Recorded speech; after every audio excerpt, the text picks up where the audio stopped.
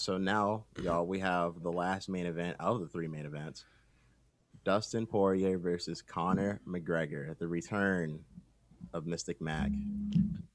The return of Mr. Tasty Shots and Mr. Cheese and all the other multiple names he gives himself, kind of reminds me of somebody. So, so I got the fucking I got Conor McGregor second round TKO. I think that he's just a bad matchup for Dustin Poirier. I think Poirier has vastly improved, and I think that he's gonna make this fight a lot more tougher. And he won't just get KO'd in the first minute and a half like he did the first fight. But I think Conor is just the better boxer, the better striker, and one thing that people are ignoring who are going for Poirier, he gets hit a lot in every fight. When he fought Dan Hooker, he was getting cracked. If Dan Hooker didn't blew his load, Dan Hooker could have, beat him in those later rounds. And I felt like you with Connor, you can't be getting cracked like that. You know what I mean? You can't just be getting lit up for for a long time and thinking like, all right, now I'm gonna be able to survive. You know what I mean? Dustin Poirier has shown a little history of being a bit chinny. You know, Connor is not the guy you want to be chinny against. You know what I mean? Facts. I think that second round we see Connor put him away. Good effort by Dustin, but January 23rd we will either see the next lightweight contender in Connor or the new lightweight champion if Dana White decides to finally vacate and strip Habib. I agree with everything you Yeah. said. I think the chances of Dustin winning, there is a chance. I would have to maybe say like maybe 70-30, like 30 being Dustin, that he's actually going to take this one home. Like he just gets hit too much against somebody who is known to put people away. And like I can't confidently say that Dustin Poirier will win because of that. And I do think he will be more competitive because I think he just got caught in the first fight. But I just don't see him winning unless he were to knock out Connor, who hasn't shown to be chinny and has got hit here and there. He's, taking shots. He gets exhausted, but he doesn't get knocked out or, just I would say, knocked down or anything like that. So I think he has enough to take the fight away, and that's pretty much where I stand on it. Yeah, like I'm with you. I'm with both of you guys on this one, except I'm going with Connor in the first round. Mm. I'll be honest with you, like I've said this before last year, like from what we saw with Connor when he fought Cerrone last year and about a year ago actually. Yeah, Um it'd be a year between those two fights, and I think it had been what, maybe about 2 years between that fight and his Khabib fight, I believe, right? yeah, yeah. So like we had, so like even though it was like 30 seconds or 45 seconds, right? There was just, to me, I felt like I saw something that was like within, something new was in Connor's arsenal that we haven't seen before. Even though it was like it wasn't much we saw even with the head kick, right? But to me, I just feel as though like at the root of it all, Connor is a competitor, and though we all know Connor is in it for the money, at the end of the day, he also likes to win. When he doesn't like to lose at the end of the day.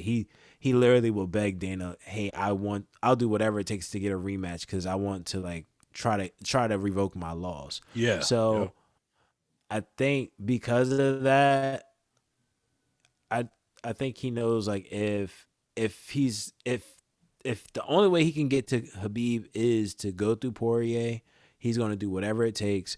And I think he's built on more to his caliber than what anybody has seen.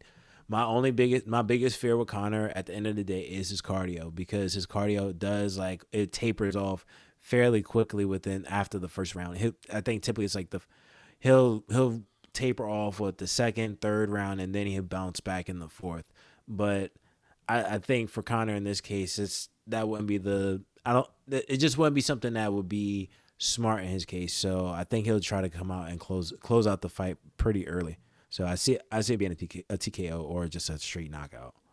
One thing I will say is that if this fight happens to make it to the championship rounds, watch out for Dustin Facts. because that is a bad place for Conor to be. If for some reason it happens to make it that far, shit, maybe even middle of the third, be aware, like, because Conor's not supposed to be there.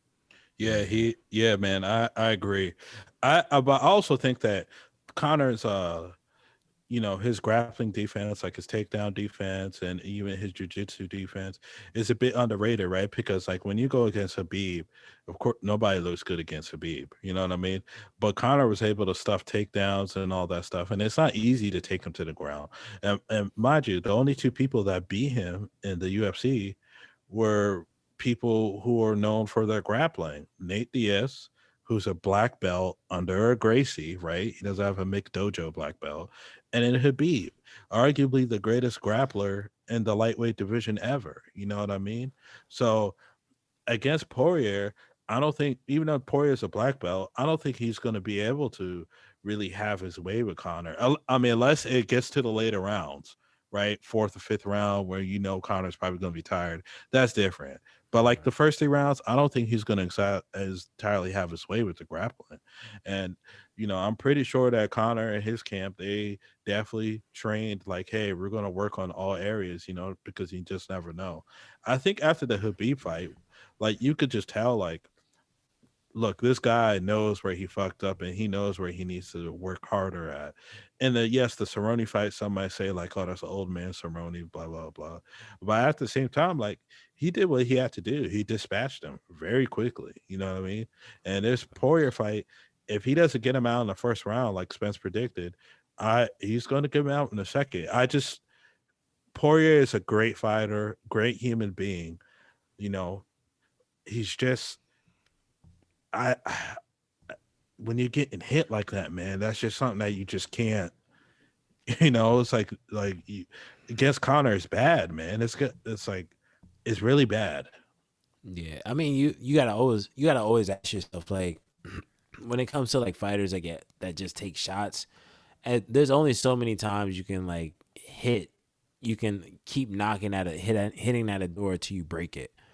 Nobody really knows how many people it takes to fill up a Walmart, right?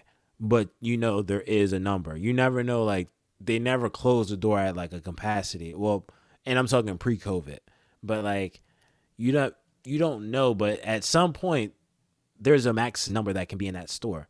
So like how many shots does it take until it's just like you become Mr. Glass? And that's the last thing Dustin needs to really like put himself in, and definitely in the terms of like trying to keep a career and trying to like move forward. Like if he takes too many shots, he is going to hurt him. So like if unless he switched up his game plan, similar to like what we saw with Justin Gaethje when he was trying to come up last year. Yep. Like unless he like sticks to like a new game plan where he stays more disciplined and trying to guard himself, he's gonna have a hard time because Connor, when he puts his hands on you in that first round, he pretty much it's a tap and go. It's not like it's hard to see. It's hard, not hard, but he's not gonna have an easy time taking too many big shots from Connor, like we were saying earlier. Like you get hit with a couple of those shots, and we've seen it by some tough guys that all have gotten knocked out. And Connor just knows how. And like Connor says, he knows precision. We've seen time after time where Connor will practice how he's going to knock someone out before the fight, and then goes out and does it.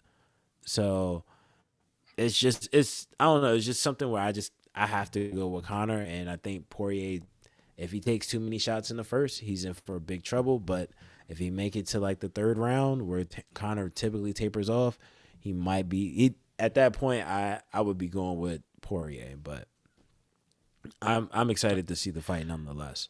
Yeah, man. I'm excited to see that shit. I know Spencer, you're gonna be pursuing your career and your dreams and shit like that. You know what I Living mean? his life. Living his motherfucking life. But if he was available, I would have invited you guys and some other people, to come watch this motherfucking fight. Because it'll be like last year. You know what I mean? It's gonna be a show because whether the card turns out to be great or not, because there's some other rumored fights to be on the card, we all tuning in for one thing, and it's like, hey, who's gonna win the main event? Maybe we might have to do like Yeah, a how live about or this? something.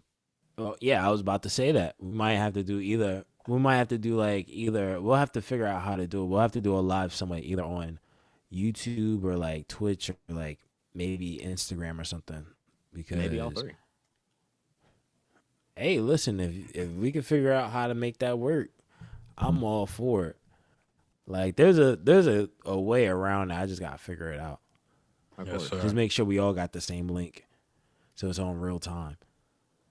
Well, I guess with that That's, being said, that's typically how you find out someone gets knocked out, and you still like 30 seconds before 30. You're still 30 seconds and like watching the fight. It's like, oh my god, he just knocked him out. What? Yeah. What are you talking about? No, he just knocked him out. Spoiling Huh? shit. It's like who? Conor. Conor knocked him out. Oh, I wild. just saw it.